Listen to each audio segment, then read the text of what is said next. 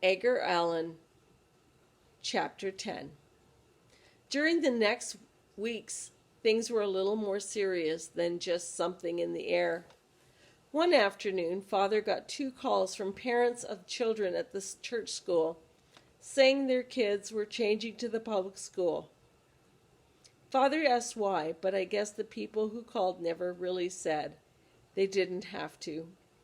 My father, instead of getting angry, invited both families over for tea the next afternoon so they could see how little they had to fear from Edgar Allan and how happy and normal he was. But they didn't come.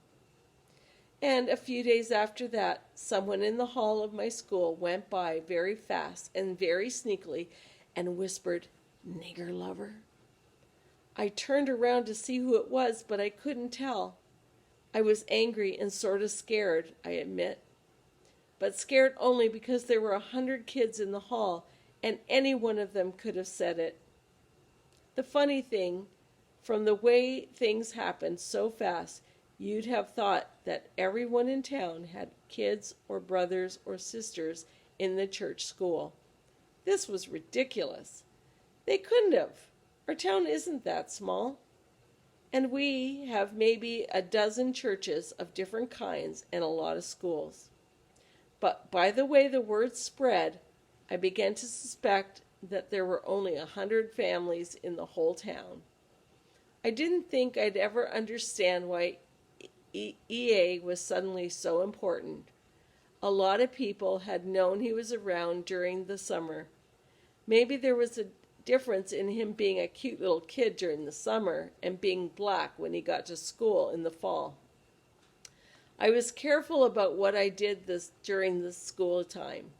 When I walked through the halls between classes, I didn't carry too many books. The reason was I wanted one hand free to grab whoever it was who said what he said if he said it again.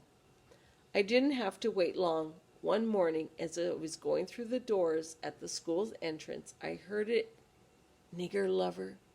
I grabbed out in the direction and latched on to Tommy Ditford. We stared at each other a minute. It was nervous, sort of, because I could see he was scared, but mad too. I looked at him and then, almost whispering, but at the same time firm-like, said, "Yes, he's my brother, Edgar Allan." Tommy didn't say anything at all. I let go of his arm and turned away, walking straight to my homeroom. As I walked, a little faster than I do most times, I felt different somehow. Older and stronger, though that was nutty. But I knew why I felt this way, changed a little. It was what Father always used to say, that when you have to choose, you have to pick one way to live your life and stick with it, all the way through. I guess I had chosen.